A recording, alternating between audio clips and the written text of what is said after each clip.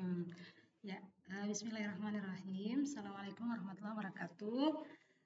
Alhamdulillah, akhirnya bisa bikin video ini.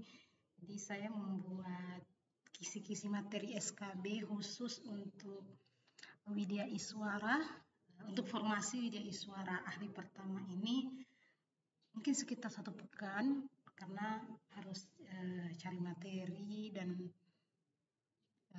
nonton beberapa podcast lembaga administrasi negara supaya bisa menyesuaikan update terkini tentang Widya Iswara ini karena kan ada beberapa perubahan peraturan seperti itu.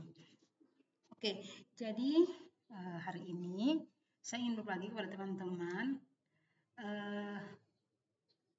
yang mau persiapan untuk SKB. Jadi sebenarnya saya pun juga sedang mempersiapkan SKB ya untuk saya melamar Widya Iswara juga, tapi saya memutuskan untuk membagi ini ke teman-teman juga setelah saya belajar karena biar bisa belajar sama-sama karena rezeki itu kan sudah ditetapkan ya, jadi saya tidak mungkin menyembunyikan ilmu hanya karena saya takut tersaingi seperti itu. Oke, dan perlu teman-teman ketahui bahwa sebelum melamar ini saya adalah seorang dosen ya, dan qadarullah saya memang sangat berhubungan langsung dengan Widya Iswara. Itu yang saya syukuri, makanya saya berani membuat materi ini. Jadi saya mengajar mata kuliah pendidikan orang dewasa, saya mengajar mata kuliah pelatihan, mengajar mata kuliah komunikasi, mengajar mata kuliah yang berhubungan dengan, karena saya kebetulan prodinya penyuluhan pertanian, jadi saya mengajar tentang hukum belajar dan segala macamnya. Jadi memang alhamdulillah saya bisa percaya diri untuk bisa membagi ke teman-teman semua. Oke, terlalu panjang ya kata pembukanya. Baik, kita mulai. Jadi kisi-kisi ini saya ambil, jadi belum berubah ya, masih sesuai dengan Permen PAN RB nomor 22 tahun 2014 yang saya cek itu ternyata masih ini, tidak ada perubahan. Kita mulai. Nah, yang pertama, jadi ada beberapa poinnya yang disampaikan di Permen PAN RB nomor 22 tahun 2014 itu. Nah, kita mulai dari kebijakan pelatihan ASN dan Widya Iswara. Jadi peraturannya itu adalah peraturan lembaga administrasi negara. Jadi LAN ini adalah lembaga non kementerian yang menaungi Widya Iswara. Jadi Widya Iswara itu dibina oleh lembaga administrasi negara atau LAN. Nah, menurut peraturan LAN nomor 7 tahun 2021 bahwa ada beberapa poin nih, saya merangkumnya semua ya. Pertama, JF, jabatan fungsional ya. JF ini adalah jabatan yang mempunyai ruang lingkup tugas, tanggung jawab, dan hak untuk melaksanakan kegiatan pelatihan, pengembangan pelatihan, dan penjaminan mutu pelatihan dalam rangka pengembangan kompetensi yang berkedudukan di lembaga penyelenggara pelatihan pada instansi pemerintah. Jadi LAN itu membina semua Widya Iswara, tapi Widya Iswara itu nanti berkantornya itu di lembaganya masing-masing, misalkan Widya Iswaranya Kementerian Pertanian, berarti di Kementerian Pertanian dan segala macamnya. Nah, kemudian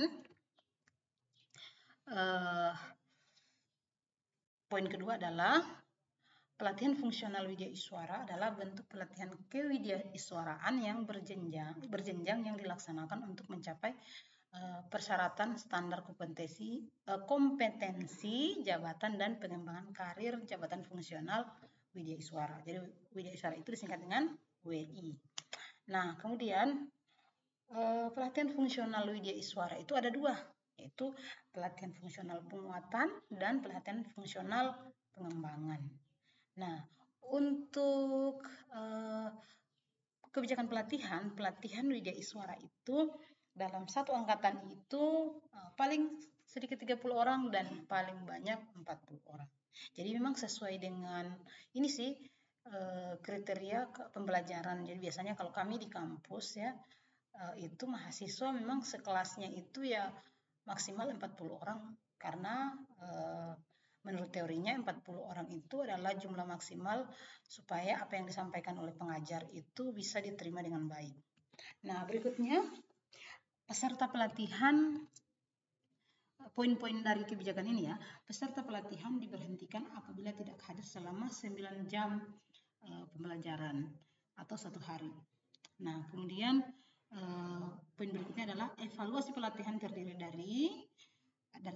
Pertama, evaluasi peserta, ya pesertanya dievaluasi, kemudian evaluasi tutornya atau widya iswaranya, kemudian evaluasi penyelenggaraan, jadi suasana penyelenggaraannya bagaimana. Kemudian sumber dana dalam pelatihan ASN dan widya iswara itu, kalau di widya iswara ya, itu adalah lembaga administrasi negara, anggaran lembaga pelatihan, dan atau anggaran instansi pemerintah asal pesertanya. Misalkan kalau pesertanya dari Kementerian Pendidikan ya ada sumbangan dana dari sana. Nah, berikutnya tadi kan ada di sini pelatihan fungsional widya iswara itu ada 2. Ada pelatihan fungsional penguatan dan pelatihan fungsional pengembangan. Nah, pertama pelatihan fungsional penguatan. Nah, pelatihan ini diperuntukkan untuk memperkuat kompetensi PNS yang baru diangkat. Jadi kayak misalkan nih kita nih yang sedang melamar di widya iswara, kalau lulus nanti nama pelatihannya itu adalah pelatihan fungsional penguatan. Nah, jadi bukan cuma kita pengangkatan pertama maupun perpindahan dari jabatan lain serta promosi jabatan setingkat lebih tinggi. Jadi misalkan tadinya nggak jadi widya iswara tapi PNS mau jadi widya iswara. Nah, itu pelatihannya sama-sama dengan orang yang direkrut CPNS begitu. Kemudian poin kedua,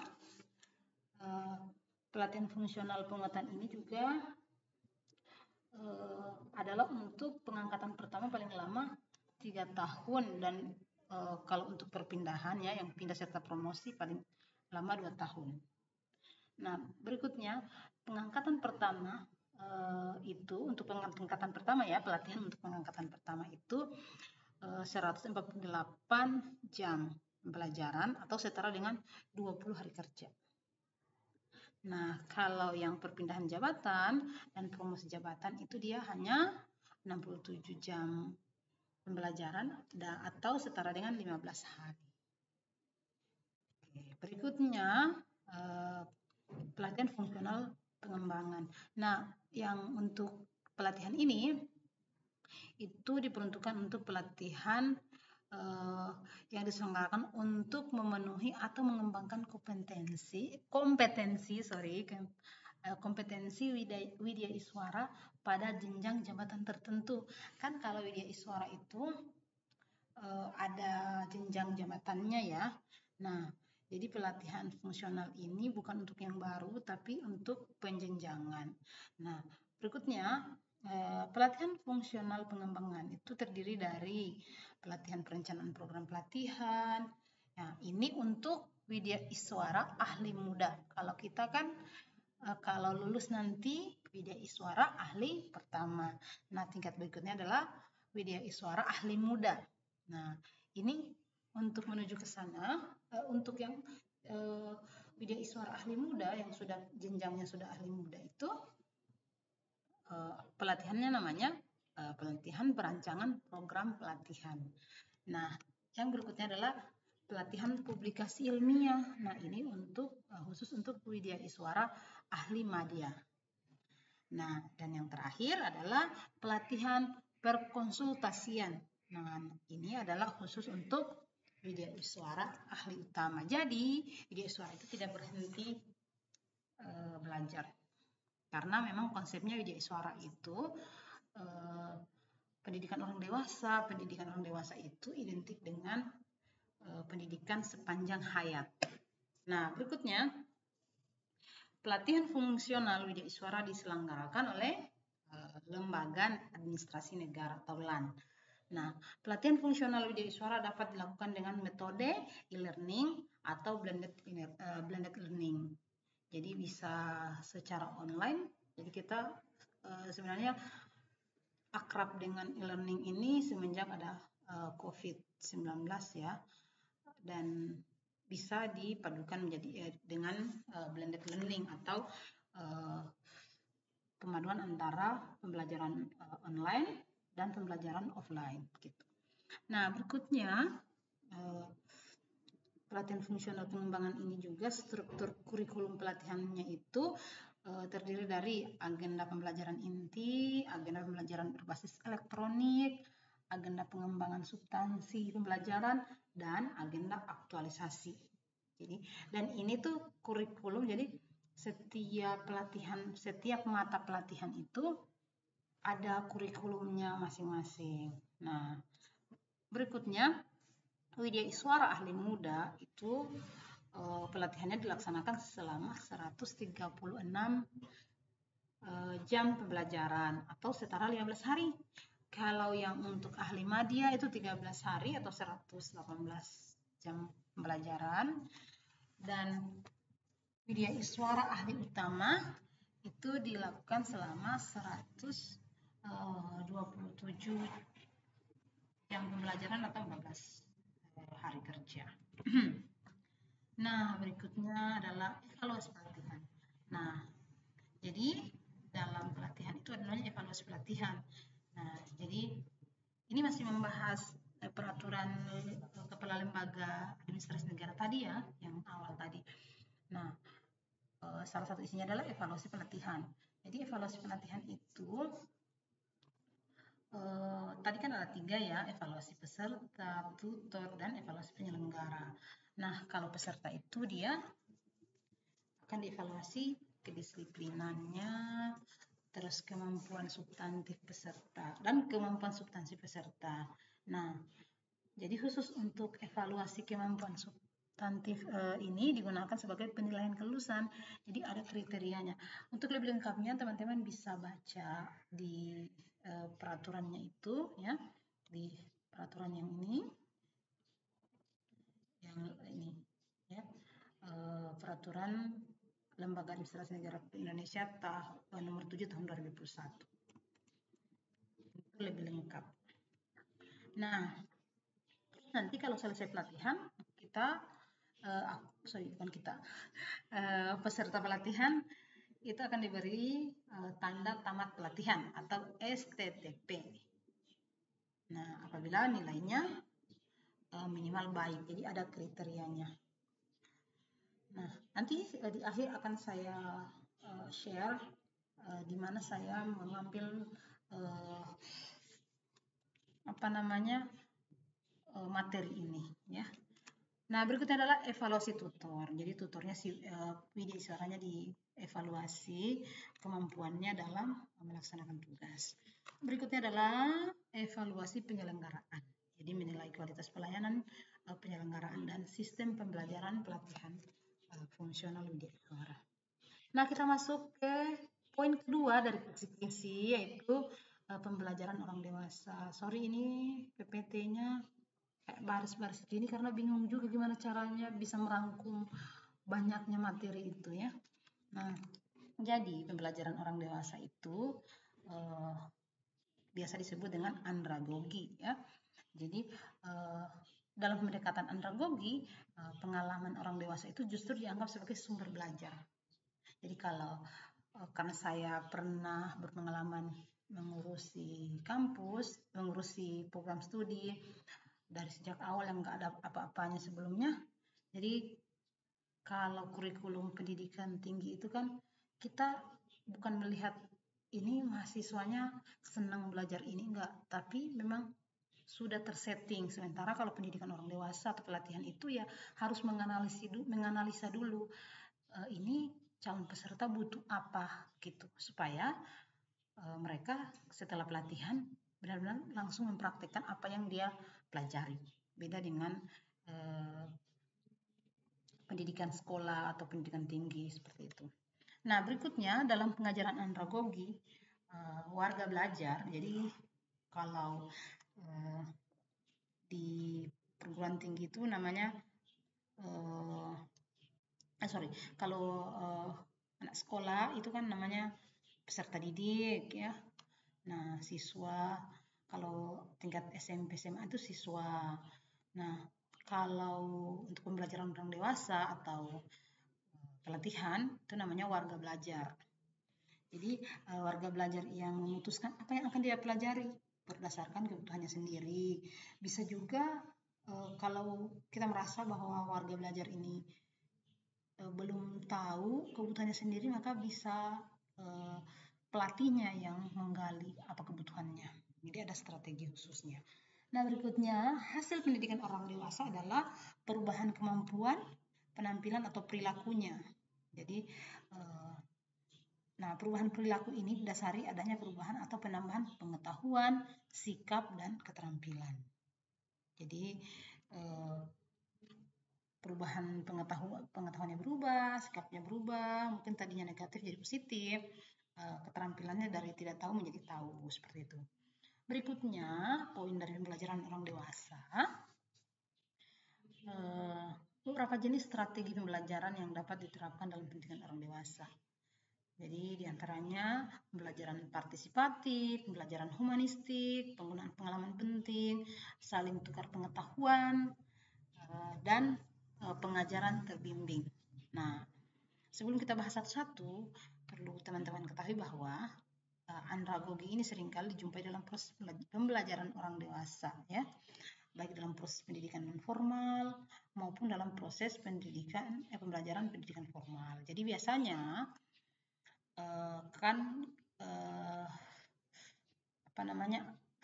andragogi itu kebalikan dari pedagogi. Nah, biasanya kami kalau dulu ya, kalau mengajar di mahasiswa itu lebih banyak melakukan pendekatan andragogi daripada pedagogi, karena yang kita ajar adalah orang dewasa meskipun kurikulumnya sudah tersetting sedemikian rupa. Oke, kita lanjut. Nah, pembelajaran yang pertama tadi ya, jenis-jenis pembelajaran orang dewasa itu pembelajaran partisipatif atau behavioristik. Jadi, nah ini saya menggabungkan materi ini ya dari draft yang saya buat karena kebetulan saya mengajar mata kuliah pendidikan orang dewasa dan saya padukan dengan modul yang dibuat oleh Widya Iswara dari websitenya Lembaga Administrasi Negara. Nah, jadi pembelajaran ini pada intinya dapat diartikan sebagai pembelajaran yang melibatkan peserta didik atau peserta belajar dalam kegiatan pembelajaran secara optimal. Dalam kegiatan pembelajaran partisipatif, jadi warga belajar akan merasakan bahwa pembelajaran ini miliknya sendiri karena warga belajar diberi kesempatan yang luas untuk berpartisipasi. Nah, kemudian yang kedua, pembelajaran humanistik. Jadi, pembelajaran humanistik itu memandang manusia sebagai subjek yang bebas merdeka untuk menentukan arah hidupnya. Nah, jadi beberapa pendekatannya itu seperti pendekatan dialogis, reflektif, atau ekspresif. Jadi, betul-betul warga belajar itu dipandang bahwa apapun yang dia sampaikan itu hal yang benar dan bisa didiskusikan. Jadi tidak ada pendapat yang absolut seperti itu. Nah, berikutnya strategi berikutnya adalah strategi saling tukar pengetahuan. Nah, ini dilakukan dengan cara saling tukar pengetahuan antara warga belajar terhadap pembelajaran. Nah, dengan strategi ini fasilitator atau Widya Iswaranya ya dalam proses pembelajarannya akan dapat melihat sejauh mana tingkat kemampuan warga belajar dalam mengeksplorasi seluruh pengetahuan dan pengalamannya. Jadi di awal kan saya sudah menyampaikan bahwa dalam pendidikan andragogi, pendidikan orang dewasa itu ya pengalaman warga belajar itu dianggap sebagai sumber belajar. Nah, berikutnya strategi pengajaran terbimbing. Jadi ini dilakukan dengan cara fasilitatornya itu dalam menjalankan proses pengajarannya menanyakan kepada warga belajarnya beberapa pertanyaan untuk mengetahui tingkat pemahamannya. Jadi sebelum memulai biasanya dilakukan tes dulu supaya bisa ketahuan, oh ini yang belum diketahui, supaya bisa langsung yang sudah diketahui tidak disampaikan lagi, yang belum diketahui nanti akan disampaikan seperti itu. Nah, berikutnya salah satu poin dalam pendidikan orang dewasa atau untuk pelatihan itu pertama adalah sebelum memulai pelatihan itu ada namanya diagnosa kompetensi. Nah, jadi diagnosa kompetensi ini ada beberapa tingkatan. Jadi di individunya juga, di organisasinya pun juga seperti itu.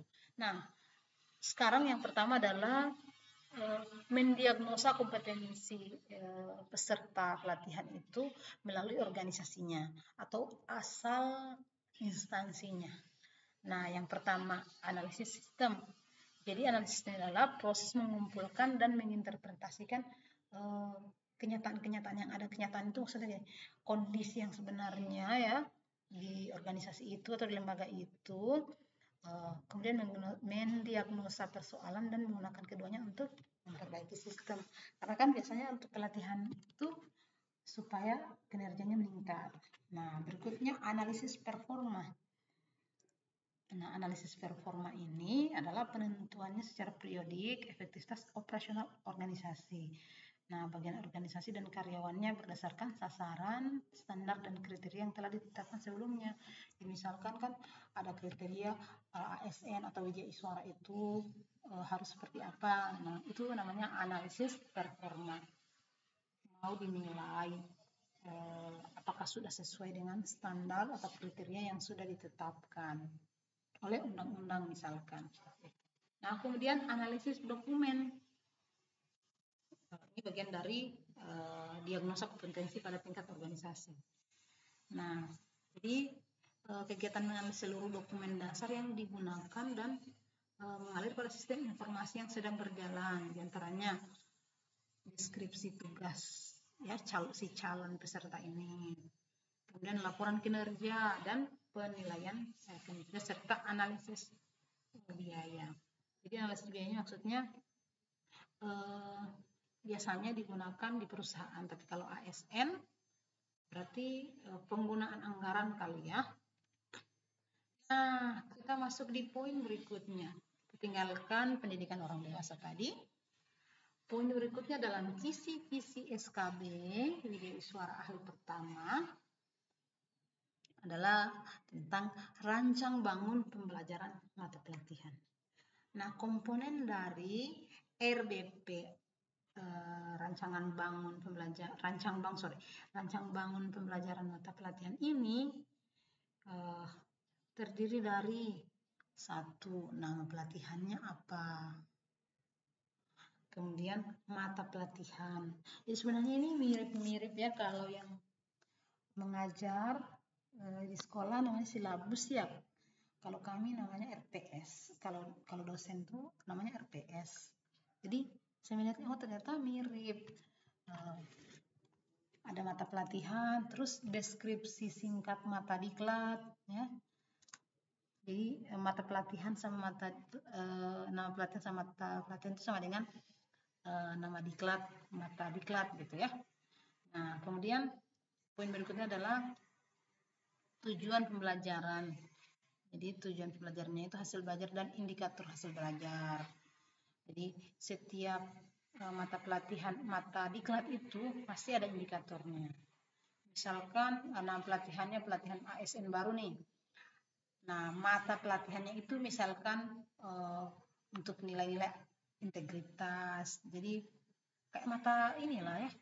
Misalkan kalau di kuliah itu nama pelatihannya misalkan nama mata kuliahnya misalnya pendidikan orang dewasa, mata pelatihannya tentang analisis analisis pembelajaran orang dewasa. Nah, seperti itu. Jadi nanti teman-teman kalau mau cek contohnya ada di websitenya LAN. Nah, kemudian ada materi pokok dan submaterinya, ya. Jadi ya mirip silabus lah begitu sama RTS. Kemudian metode pembelajarannya, mau metodenya apa, misalkan ceramah kah, dan segala macamnya. Kemudian media pembelajarannya apa, apakah e-learning atau medianya menggunakan video pembelajaran seperti itu. Nah, atau modul.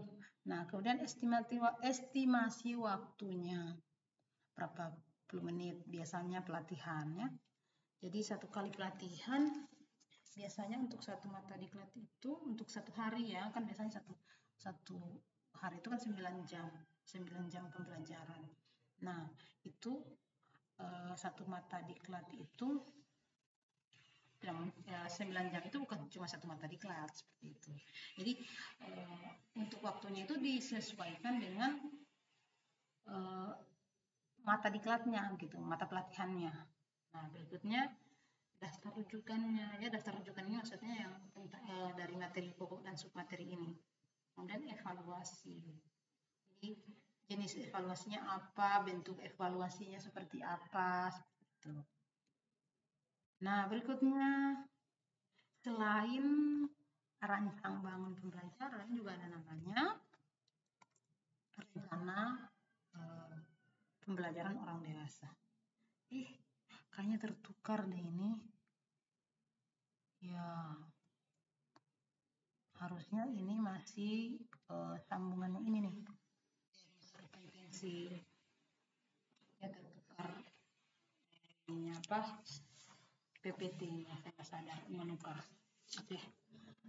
Ini kita lanjut lagi ya di pembelajaran orang dewasa. Jadi rencana pembelajaran orang dewasa itu terdiri dari pertama menetapkan dulu kebutuhan belajar, kemudian menyiapkan iklim belajar yang kondusif, kemudian memformulasikan tujuan. Nah, untuk penetapan kebutuhan ini, diagnosa kebutuhan itu harus melibatkan semua pihak dan hasilnya adalah kebutuhan bersama. Jadi identifikasi kebutuhan ini dilakukan untuk menghimpun informasi melalui pernyataan yang disampaikan peserta didik tentang pengetahuan, keterampilan, sikap, dan nilai-nilai yang ingin mereka peroleh dalam pembelajaran.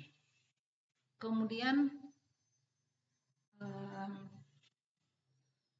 poin menyiapkan iklim belajar yang kondusif itu, jadi menciptakan iklim pembelajaran yang kondusif dengan 2 langkah. Pertama, pengaturan lingkungan fisik. Jadi pengaturan lingkungan fisik itu salah satu unsur di mana orang dewasa merasa terbiasa, ya, aman, nyaman, dan mudah. Jadi kita tidak bisa memaksa orang dewasa memenuhi apa yang kita inginkan, tapi mereka lah yang harus punya kenyamanannya sendiri ketika mengikuti pelatihan gitu. Kemudian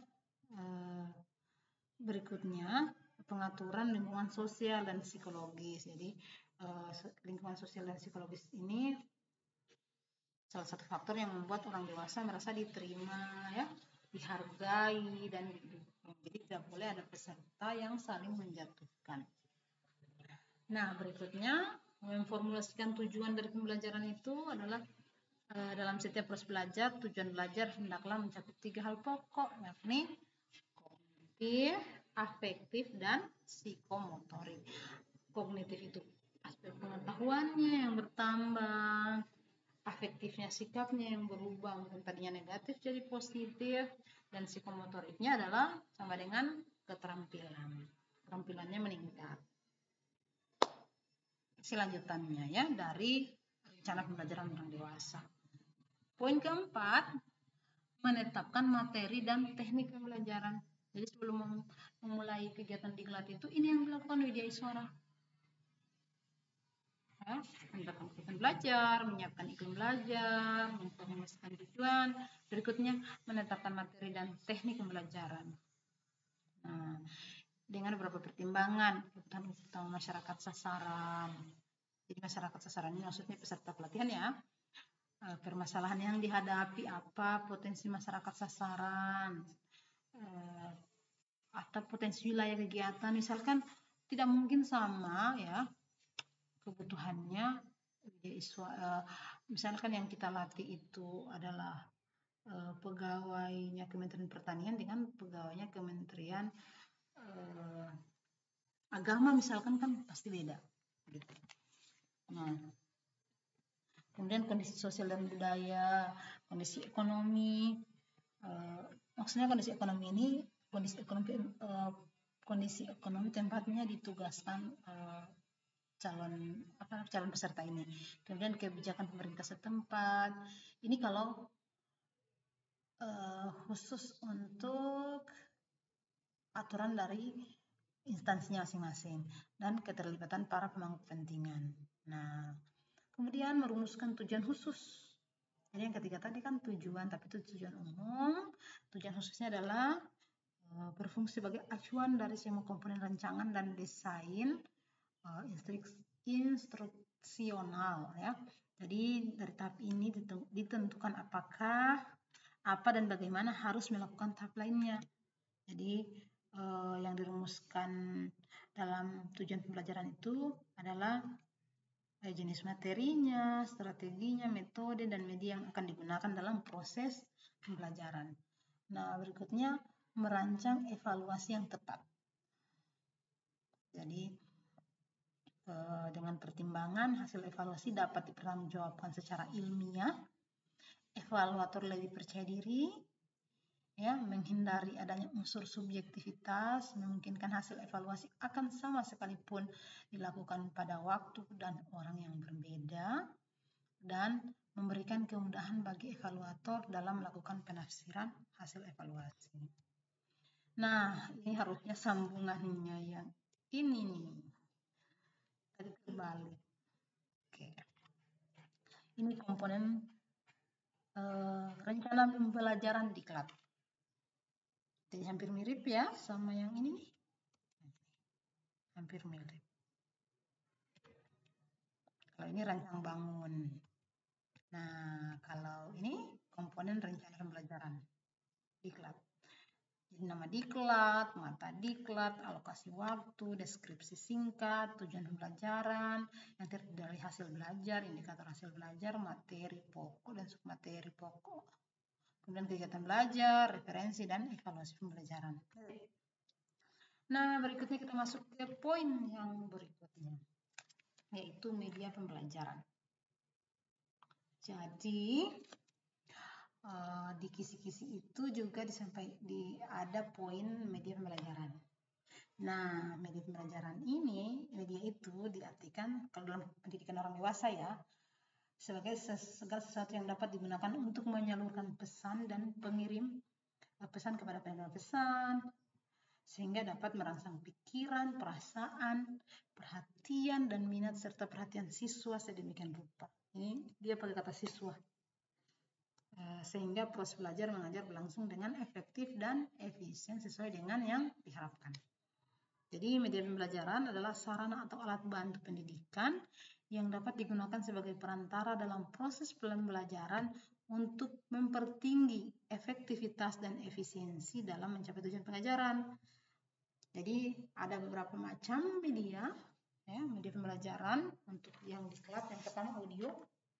Ya, bisa audio itu pesan dulu. Audio ini ya kayak radio dulu ya, ada radio. Nah, terus visual, media visual. Media visual itu ya gambar ya. Kan banyak tuh kayak media iswara biasa pakai gambar peraga gitu. Kayak pamflet, leaflet, brosur. Nah, kayak gitu itu namanya media visual. Berikutnya audio visual. Audio visual ya video, karena dia perpaduan antara suara, gambar, dan gambar yang ditampilkan, namanya audio visual. Berikutnya harusnya tadi manusia dulu ya, peraga. Jadi manusia dianggap sebagai media pembelajaran, ya dong, kan pelatih atau tutor itu menjadi media untuk menyampaikan informasi pembelajaran ke peserta pelatihan. Berikutnya new media. New media itu media baru, internet. Internet itu namanya media baru. Jadi bisa menggunakan media baru. bisa melalui media sosial, misalkan peserta bisa dikasih informasi melalui YouTube, ya, Zoom, ya, sekarang media Zoom, learning, LMS, Learning Management System. Nah, itu bagian dari media baru. Jadi media yang memadukan media audiovisual dengan internet. Jadi kalau audiovisual itu yang ditampilkan langsung, tapi kalau sudah menggunakan media baru, nah itu diakses dengan menggunakan jaringan. Nah, yang terakhir adalah papan visual, media yang digunakan dalam pembelajaran di kelas. Nah, berikutnya metode pembelajaran orang dewasa. Kayaknya benar-benar terbalik sekali tadi yang ini harusnya di awal, ya, bagian dari pendidikan orang dewasa. Sorry ya, terbalik ini. Nah, metode pembelajaran orang dewasa itu ada beberapa. Pertama, 6 begini. Jadi penggunaan metodenya itu harus memperhatikan beberapa hal. Yang pertama, efektivitas biaya. Jadi gunanya media itu supaya meminimalisir penggunaan biaya. Nah, berikutnya isi program yang dikehendaki. Misalkan mau mengajari peserta pelatihan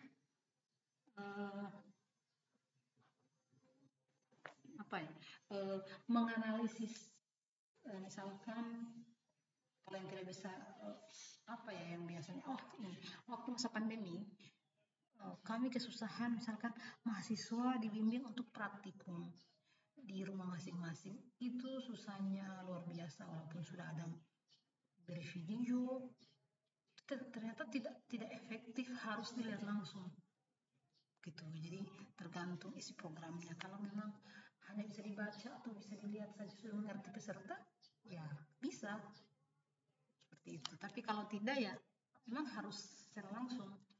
Kemudian kelayakan fasilitas.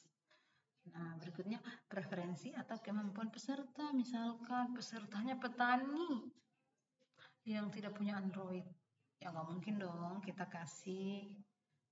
kita minta mereka mengakses LMS misalkan. Itu bisa menyusahkan orang lain. Nah, seperti itu. Kemudian harus sesuai dengan prinsip-prinsip pelajar. Nah, ini beberapa metode pembelajaran orang dewasa, ya. Pertama, pengelolaan kelas. Jadi dalam pembelajaran orang dewasa, pengelolaan kelas itu klasikal, kelompok, tim, perseorangan, termasuk pengaturan tempat duduk, berbanjar, segi empat, bundar atau tapal kuda. Jadi harus disesuaikan dengan kondisi peserta.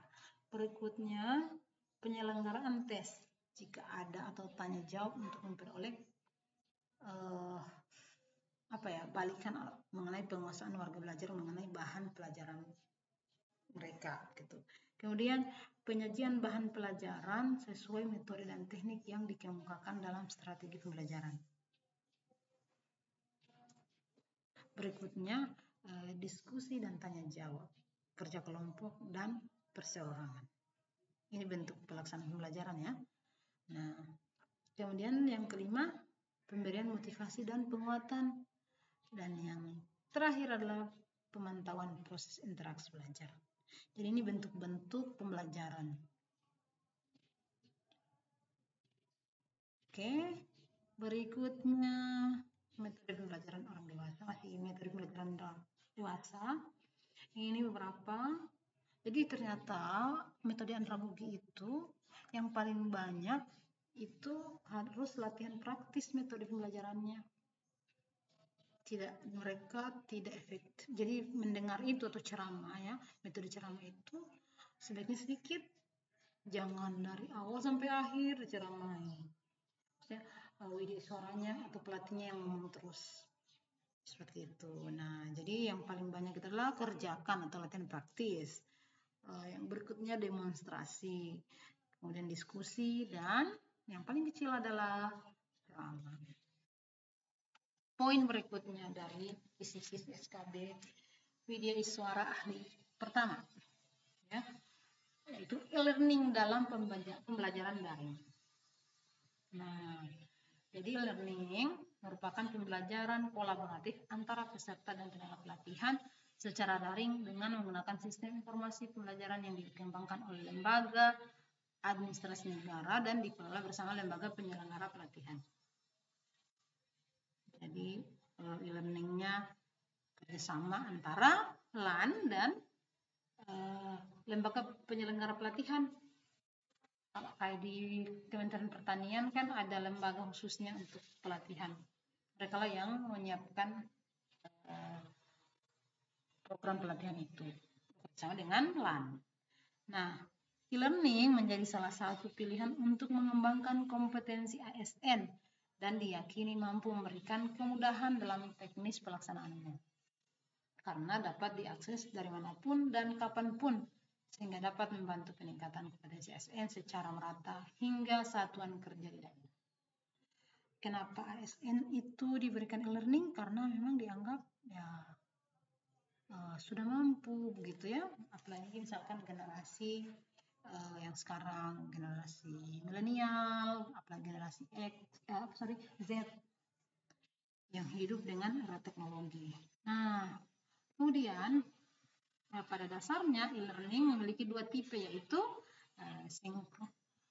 sinkronus dan asinkronus. Jadi sinkronus itu berarti pada waktu yang sama, misalkan kayak Zoom ya, satu waktu yang sama antara pelatih dengan peserta pelatihan, itu sama waktunya. Nah, kalau asinkronus, ya misalkan kita memberikan link video pembelajaran atau memberikan link untuk mengakses modul pembelajaran. Yang paling gampang sebenarnya kayak UT. Ya, kebetulan saya juga jadi tutor di UT. Nah, itu mereka memperlakukan ini asinkronus. Pembelajaran e-learningnya itu bukan yang sinkronus tapi asinkronus. Nah, berikutnya adalah teknik komunikasi pembelajaran daring. Ini poin berikutnya ya. Nah, jadi teknik komunikasi dalam pembelajaran daring itu terdiri dari beberapa hal. Pertama, sikap dalam berkomunikasi. Jadi bersikap terbuka dan menerima kritik dan saran. Itu teknik komunikasi. Kemudian bersikap saling mengenal dan memahami, saling menghargai satu sama lain, saling percaya, dan kemudian yang keempat adalah pendidik harus memiliki kesungguhan dalam mengajar, peserta didik pun harus serius dalam menerima penyampaian. Jadi kalau media komunikasi pembelajaran daring ya WhatsApp Group, Google Classroom, Zoom, Google Meeting, dan sebagainya. Ini bisa membuat terjalin interaksi dua arah. Seperti itu ya. Nah, metode komunikasi. Metode komunikasi itu ada 3, komunikasi instruktif atau koersif. Jadi ini kayak bersifat perintah begitu, harus dituruti. Satu arah ya, jadi tidak boleh membantah. Itu namanya instruktif atau koersif. Yang kemudian yang kedua, komunikasi informatif. Ini memberi informasi supaya ada timbal balik. Nah, yang berikutnya adalah komunikasi persuasif. Kalau komunikasi persuasif ini metode komunikasi yang bertujuan untuk membuat orang yang menerima informasi yang kita berikan itu kita bisa pengaruhi begitu, berubah cara pandangnya. Itu namanya komunikasi persuasif. Dan biasanya dalam pendidikan orang dewasa yang digunakan adalah komunikasi persuasif. Nah, poin berikutnya adalah micro teaching atau praktik mengajar. Apa sih itu Pak micro teaching? Jadi micro teaching adalah paparan kegiatan pembelajaran simulatif di hadapan peserta pelatihan yang terkondisi dan substansi sajian berisi hanya sebagian kecil dari esensi pembelajaran. Biasanya hanya dilakukan 20-30 menit saja. Nah, dalam pelaksanaan micro teaching, evaluasi dari peers atau tim pengevaluasi, kalau teman-teman guru sebelum diterima sebelum diterima ngajar biasanya kan ada micro teaching. Saya pun juga begitu dulu, ada micro teaching, jadi simulasi mengajar. Terus yang jadi peserta kita adalah orang yang akan menilai dan teman-teman kita yang sesama peserta micro teaching. Seperti itu, jadi mereka kita anggap sebagai mahasiswa, atau kalau yang guru dianggap sebagai siswa gitu. Nah, biasanya disajikan di akhir pembelajaran setelah semua peserta selesai menyajikan. Jadi dievaluasi setelah selesai semua. Kemudian micro teaching adalah sebagai pembelajaran simulatif membutuhkan komitmen calon widyaswara untuk mempersiapkan paket paparan sesuai dengan alokasi waktu, bahan yang disajikan, dan hasil yang diharapkan tercapai dari kegiatan pembelajaran. Micro teaching biasanya digunakan untuk mengukur kompetensi calon widyaswara terkait penguasaan basic teaching skill, penguasaan substansi, dan pengelolaan metode pembelajaran sesuai alokasi micro teaching. Dalam persiapan micro teaching, para calon widyaswara perlu membedakan ruang lingkup diklat, mata diklat, fokus mata diklat yang menjadi esensi substansi micro teaching. Nah, berikutnya, fokus umpan balik dalam micro teaching meliputi 5 aspek. Ya, persiapan berkas micro teaching, penguasaan substansi, pengelolaan kelas, pengelolaan waktu, dan manajemen tanggung jawab selama kegiatan belajar micro teaching. Oke, masih lanjutan ya tentang micro teaching. Paket bahan ajar micro teaching yang akan dikumpulkan. Jadi sebelum micro teaching itu ada yang dikumpulkan, yaitu rancang bangun pembelajaran mata diklat, kemudian rancangan pembelajaran ya, RP itu ya, bahan ajar atau modul itu wajib, kasus, gambar dan bahan lain jika ada, serta kopi PowerPoint sajian micro teaching. Nah, untuk memaksimalkan proses dan hasil micro teaching, penyelenggara itu harus membagi peserta dalam 3 atau 4 kelompok yang maksimalnya 10 orang. Jadi micro teaching itu maksimal 10 orang. Peserta diklat dari lembaga yang sama disarankan untuk dipisah. Mempersiapkan lembar evaluasi micro teaching dan lembar penilaian sesuai dengan nama, nomor urut peserta. Kemudian mempersiapkan peralatan komputer dan LCD ya di ruangan masing-masing ya, gitu-gitu lah ya.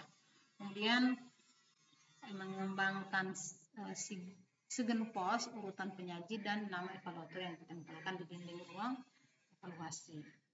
Nah, kemudian mengembangkan daftar peserta yang menjadi observer atau evaluator bergiliran, dan semua peserta punya kesempatan yang sama. Kemudian terakhir adalah menetapkan 1 orang staf untuk setiap kelompok yang menjadi pendamping. Jadi harus ada yang ya kayak orang yang akan mencatat keberlangsungan micro teaching itu. Poin berikutnya adalah penyusunan kurikulum. Penyusunan kurikulum itu, jadi kurikulum pendidikan orang dewasa umumnya bersifat sederhana, pengetahuan dasar dan praktis lebih ditekankan, kemudian isinya juga sesuai dengan kebijakan otoritas setempat. Kemudian penyusunan kurikulum dan widyaswara itu ya, untuk widyaswara itu sesuai dengan keputusan Kepala Lembaga Administrasi Negara nomor 374. Ini panjang lah nih ya.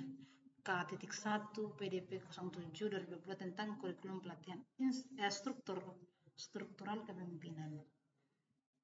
Kemudian kurikulum dikelompokkan dalam 3 kelompok mata pelatihan, yaitu kelompok mata pelatihan inti. Ini kurikulumnya sendiri juga. Kelompok mata kuliah pelatihan dasar, kurikulumnya juga tersendiri. Kemudian kelompok mata pelatihan pilihan juga sendiri. Saya sudah membaca ketiga-tiganya ini. Oh, panjang sekali. Teman-teman bisa buka sendiri, baca di sini. Saya sih yakin ya nggak akan masuk di soal yang seperti itu karena panjang sekali, nggak mungkin dong kita menghafal itu. Kecuali belajarnya setahun. Nah, berikutnya kurikulum adalah rencana dan pengaturan mengenai capaian pembelajaran, proses, dan penilaian yang digunakan sebagai pedoman penyelenggara. Jadi kurikulum itu sebenarnya mirip-mirip semua. Jadi di dalam kurikulum itu sudah ada rincian beberapa mata diklat gitu. Jadi, nah berikutnya adalah menyusun modul pelatihan dan karya tulis ilmiah. Jadi struktur modul untuk kegiatan pelatihan itu terdiri dari 6, kata sampul, kemudian kata pengantar, daftar isi, kemudian bab 1 pendahuluan yang terdiri dari latar belakang, deskripsi singkat, hasil belajar, indikator hasil belajar, materi pokok, dan petunjuk pembelajaran. Kemudian bab 2 dan seterusnya itu tergantung kebutuhan. Misalkan kalau mata diklatnya yang tentang misalkan penggunaan e-learning dalam pembelajaran, ya pasti akan berbeda dengan misalkan mata diklatnya tentang integritas ASN, kan beda. Kemudian daftar pustaka. Nah, kemudian karya tulis ilmiah ya. Jadi karya tulis ilmiah untuk widyaswara itu sesuai dengan pasal 8 Peraturan Menteri PAN dan RB nomor 22 tahun 2015 tentang jabatan fungsional widyaswara dan angka kreditnya.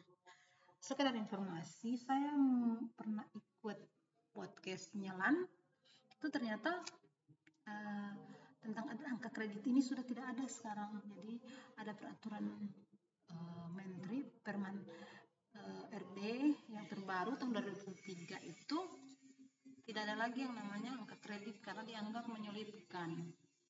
Jadi dia penilaiannya itu penilaian atasan. Nanti teman-teman bisa baca. Ada kok di websitenya LAN. Nah, kemudian apa itu karya tulis ilmiah? Jadi karya tulis ilmiah itu adalah aktivitas berpikir berdasarkan berbagai teori yang ada secara mendalam dan komprehensif ataupun melalui kegiatan kajian atau penelitian yang dikelola dengan baik dengan menggunakan metodologi, harusnya metode bukan metodologi. Metode yang dapat dipertanggungjawabkan. Nah, bentuk KTI untuk widyaswara itu adalah buku, non-buku, dan makalah. Ada 3 dia bentuk KTI untuk widyaswara: buku, non-buku, dan makalah. Nah, ini tambahan teman-teman ya, konsep widyaswara. Jadi widyaswara adalah ASN yang diangkat sebagai pejabat fungsional dengan tugas, tanggung jawab, wewenang, dan hak untuk melakukan kegiatan mendidik, mengajar, dan melatih atau Dikjati ASN. Ini kewajiban utamanya pada lembaga diklat pemerintah.